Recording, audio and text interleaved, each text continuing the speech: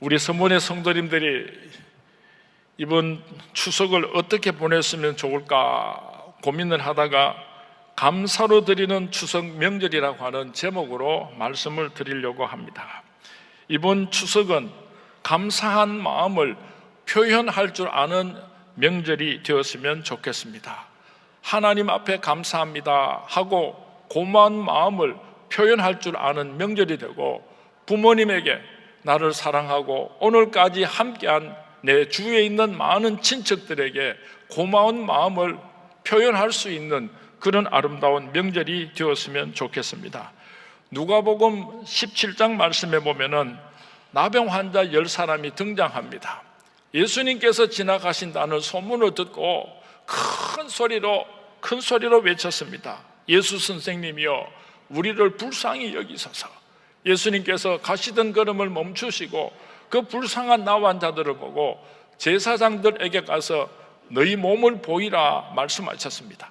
예수님의 말씀에 순종을 하고 제사장을 찾아가던 10명의 나병 환자들의 몸이 도중에서 깨끗이 나음을 입게 되었습니다. 한 사람이 옆에 사람에게 말합니다. 여보시오, 당신 얼굴이 깨끗해졌어요. 아니, 당신 얼굴도 깨끗해졌어요. 손을 들여다보니까 그 고름 터졌던 그 손가락들도 깨끗하게 나아 있었습니다. 얼마나 좋았겠습니까? 그래서 이 10명의 나병 환자들은 9명은 자기 아내가 있는 아들, 딸들이 있는 고향집으로 달려갔는데, 한 사람은 예수님께로 돌아와서 예수님 앞에 엎드려서 예수님 고맙습니다, 나를 고쳐주셔서 고맙습니다 하고 감사를 드리니까 예수님께서 물으셨어요. 9은 어디 갔느냐? 예수님의 큰 사랑을 빛을 줬던 사람은 10명이었지만은 9명은 급하게 자기 갈 길로 가버리고 한 사람만 예수님 앞으로 돌아와서 감사를 드렸습니다. 예수님께서 말씀하시기를 내 믿음이 너를 구원하였느니라, 그렇게 말씀하셨습니다.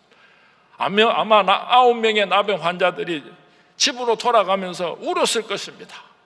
예수님께서 고쳐주신 것이 너무 감사해서 견딜 수가 없었을 것입니다.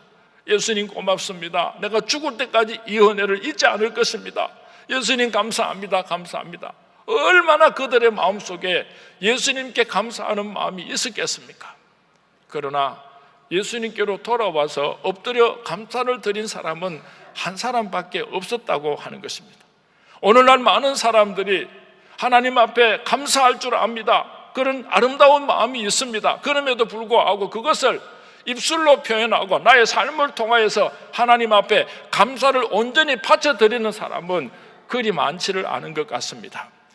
이번 추석 명절에는 온 가족들이 한 상에 둘러앉아서 하나님 앞에 감사를 고백하고 표현하는 그런 아름다운 명절이 될 수 있기를 주님의 이름으로 축원을 드립니다. 예수님의 12 제자들이 뿔뿔이 흩어졌습니다. 예수님께서 십자가에 못 박혀 죽으시니까 예수 믿는 사람들을 잡아 죽이려고 혈안이 되어 있었습니다.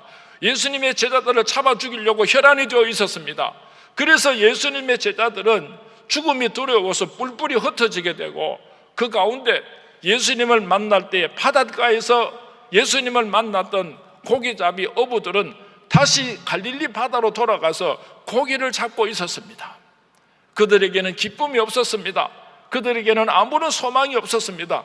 절망 가운데 밤새도록 고기를 잡았지만은 한 마리도 잡지를 못했어요. 예수님께서 찾아오셔서 이렇게 말씀하십니다.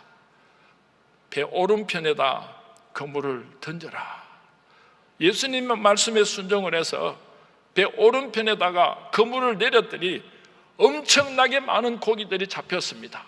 그물이 찢어질 수밖에 없는데도 불구하고 그물이 찢어지지 않은 것이 이상할 만치 많은 고기를 잡게 되었습니다. 예수님의 제자들은 정신이 없습니다. 도다리도 있고 광어도 있고 셀몬도 있고 막 얼마나 많은 고기들이 잡혔던지 한 마리, 두 마리, 세 마리 그 잡힌 고기를 헤아리는데 정신이 없었습니다. 그때 예수님의 사랑하는 제자 요한이 이렇게 말합니다. 오늘 실패한 우리들을 찾아와서 그물을 배 오른편에 던지라고 말씀하신 저분은 바로 주님이시다. 예수님의 제자들은 잡은 고기를 가지고 좋아서 어쩔 줄은 몰랐지만은 그 축복을 주신 분이 예수님이시라는 것을 다 잊어버리고 있었는데, 사랑의 사도 요한은 바로 예수님께서 오늘 우리를 찾아오셔서 이 축복을 주셨다고 예수님을 찬양하였던 것입니다. 사랑하는 수문의 성도님, 여러분 가정에 사랑하는 귀하신 부모님들을 누가 지켜주셨습니까? 여러분들이 효도를 잘해서 어르신들이 그렇게 건강하게 살아계시는 것이 아니라 바로 주시라, 예수님께서 우리들의 부모님들을 지난 한 해 동안도 축복하시고 영육간에 강건하게 지켜주셨습니다. 아내가 남편을 바라보면서 저렇게 멋진 사나이, 수많고 많은 사람들 중에 저렇게 잘생긴 사람이 내 남편이라니, 성실하고 정직하고 믿음직한 남편을 바라보면서 저분을 나에게 주신 분은 바로 주님이시라 발견할 수 있게 되기를 바랍니다. 부엌에서 분주하게 음식을 준비하는 아내의 뒷모습을 바라보면서 허구 많은 여자들 가운데서 저렇게 멋있고 귀한 아내를 나에게 주신 분은 바로 주님이시라, 주시라, 그렇게 고백할 수 있게 되기를 바랍니다. 안방에 들어가서 보니까 한 놈은 이리 자빠져서 잠을 자고 또 다른 한 놈은 저쪽으로 자빠져서 잠을 잡니다.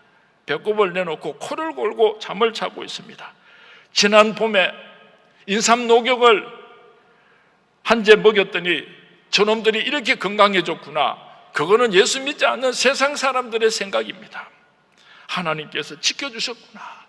하나님께서 내 사랑하는 아들, 딸들을 지난 한 해 동안에도 축복하시고 이렇게 건강하게 자랄 수 있도록 길러주셨구나.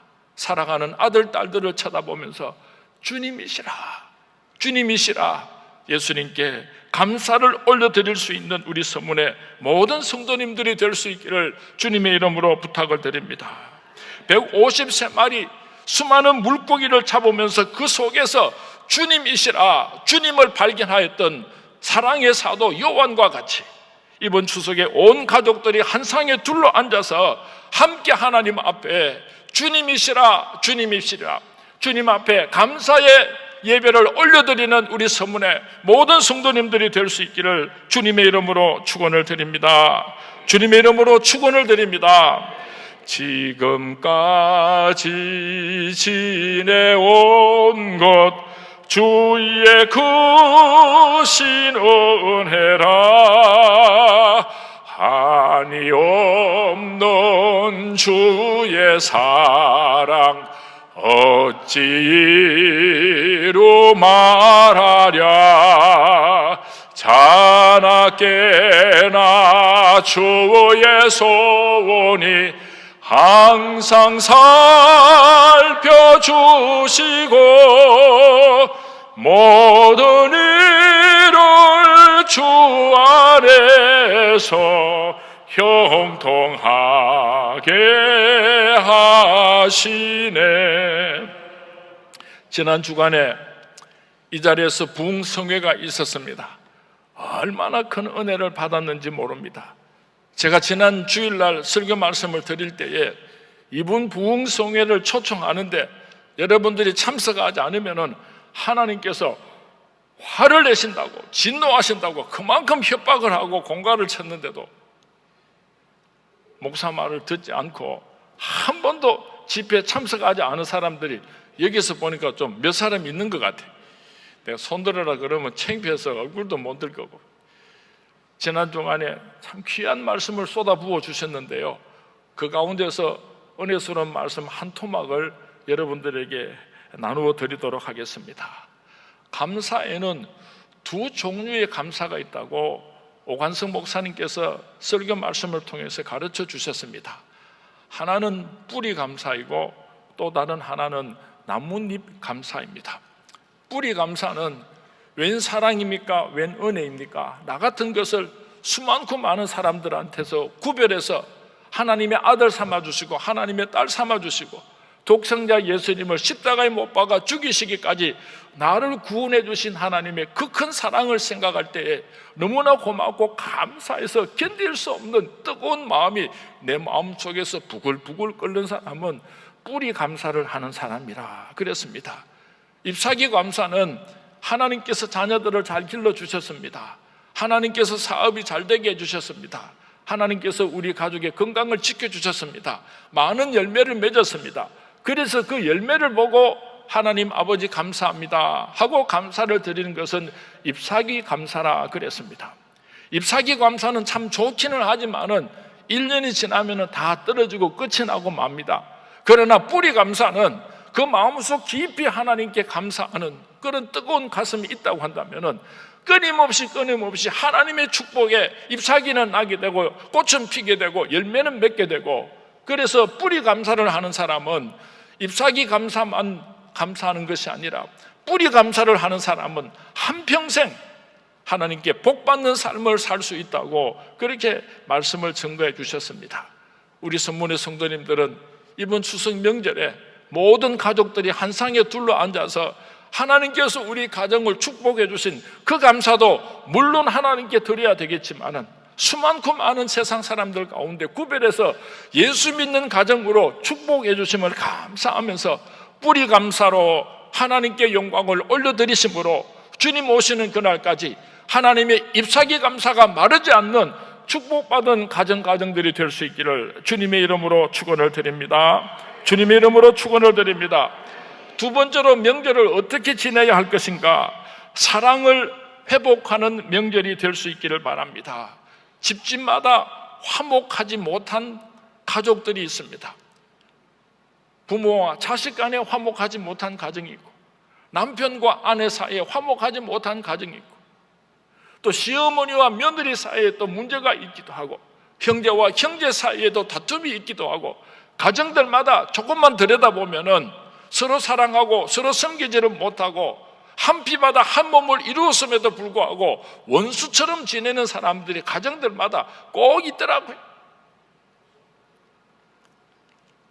무슨 문제로 가족들이 서로 마음을 상했는지는 모르지만은 이번 추석에 모든 가족들이 모였을 때 바로 그 자리에서 용서하고 사랑을 회복할 수 있는 명절이 될 수 있기를 주님의 이름으로 축원을 드립니다. 형제들아 서로 원망하지 말라. 그리하여야 심판을 면하리라. 보라, 심판주가 문 밖에서 계시니라. 이번에 여러분들이 한 자리에 모여서 서로 화해하지 못하면은 어쩌면은 이 세상에서 화해하지 못하고 우리들의 인생이 끝이 나게 될는지도 모릅니다. 이번에 용서하고 용서받지 못하면은 하나님 앞에 서게 되는 날 서로 용서해주지 못한 죄값을 예수님께서 반드시 물으시겠답니다. 이번에 용서받지 못하면, 이번에 용서해주지 못하면 혹 이 세상에서 마지막 기회를 놓칠 수도 있다고 하는 이런 심정을 가지고 서로 용서하고 화해하는 명절이 될 수 있기를 바랍니다. 내가 먼저 손을 내밀었으면 좋겠습니다. 네가 나한테 잘못했다는 말 한마디만 하면 나도 용서해 줄 수 있어. 이것은 교만입니다. 하나님의 사랑을 모르는 것입니다. 시편 133편에 보면은 보라, 형제가 연합하여 동거함이 어찌 그리 선하고 아름다운고, 머리에 있는 보배로운 기름이 수염 곧 아론의 수염에 흘러서 그의 옷깃까지 내림 같고, 헐몬의 이슬이 시온의 산들의 내림 같도다. 거기서 여호와께서 복을 명령하셨나니 곧 영생이로다. 형제가 연합하여 서로 사랑하고 서로 섬김으로 말미암아 하나님께 영광을 올려드리시고, 여러분 부모님들에게 큰 기쁨을 드림으로 여러분 가정에 하나님의 구원의 축복이, 영생의 축복이 함께할 수 있게 되기를 주님의 이름으로 축원을 드립니다. 주님의 이름으로 축원을 드립니다. 아이고 목사님, 오늘같이 명절날은 설교 좀 짧게 하면 안 좋습니까? 저도 설교 짧게 하려고 애를 많이 쓰고 있습니다. 빨리 마무리하도록 하겠습니다. 이번 추석 명절을 전도회 기회로 삼을 수 있게 되기를 바랍니다. 예수 믿지 않는 가족들이 틀림없이 있을 것입니다.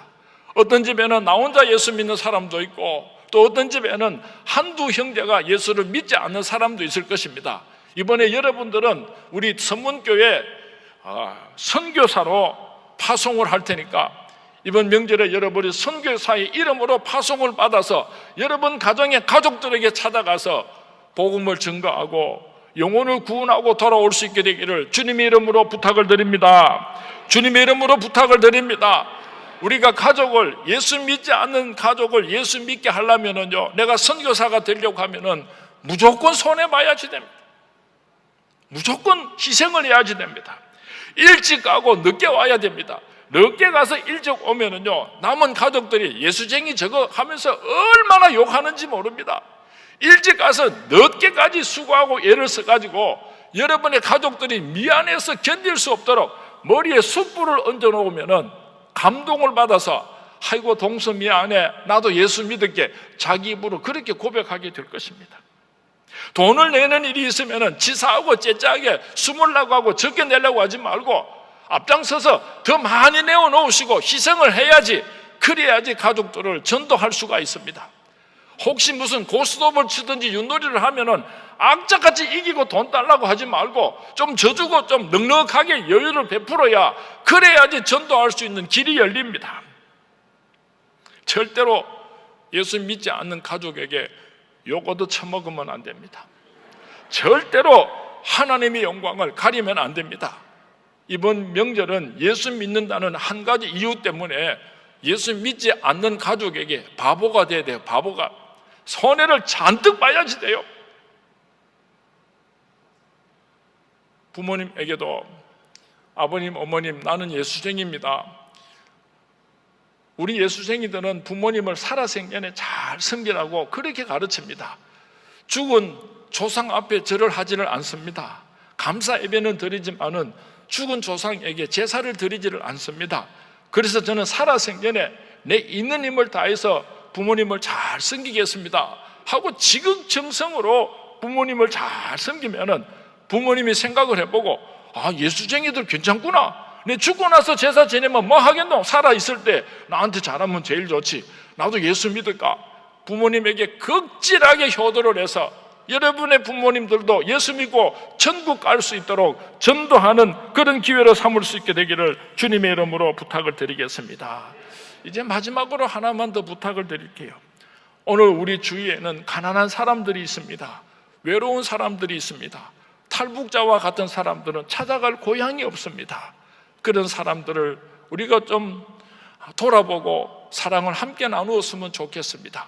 이스라엘 사람들은 농사를 지을 때요, 추수를 할 때 깡그리 그냥 추수를 다 하는 것이 아니라 대충 추수를 하고 좀 부스러기를 남겨놓습니다.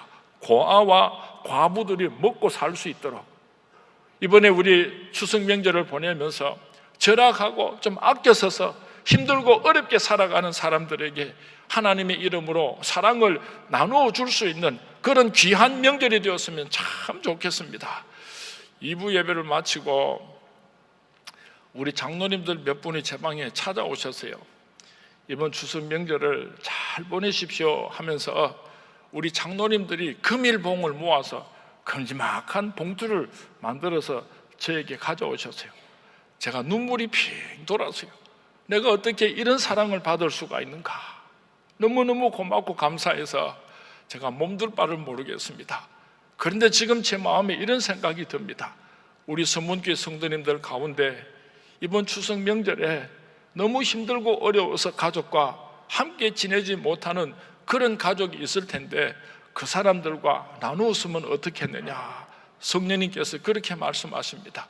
제게 좀 여유가 있으니까요, 고향에 꼭 가고 싶은데 교통비가 없는 사람, 가족들을 다 모아서 한 끼라도 맛있게 식사를 나누면서 예수 믿으라고 그렇게 복음을 전가하고 싶은데 그 정도 재정도 없어서 힘들고 어려운 사람이 있으면은요, 오늘 예배 마치고 다른 사람한테 아무한테도 말하지 말고 살짝이 제가 나누고 싶으니까요, 제게 연락을 주셔서 이번 명절에 여러분들이 즐겁고 행복하게 온 가족이 함께 명절을 보낼 수 있었으면 좋겠습니다. 우리 서문교회에서 해마다 힘들고 어렵게 살아가는 이웃들을 위하여서 자선 바자회를 합니다. 9월 27일 날 우리 서문교회에서 자선 바자회가 있는데 이번 추석에 조금씩 절약하고 조금씩 마음을 모아서 우리 이웃들에게 하나님의 사랑을 나누어 줄 수 있는 그런 아름다운 명절을 보내시는 우리 선문의 모든 성도님들이 될 수 있기를 주님의 이름으로 축원을 드립니다. 주님의 이름으로 축원을 드립니다. 우리 장로님들 삐져가지고 아이고 어렵게 그렇게 3주돈 모아서 좀 목사님 인사했더니만은 다 줘버리고 다시는 안 줄란다 이러면 안 되는데, 우리 장로님들 고맙습니다.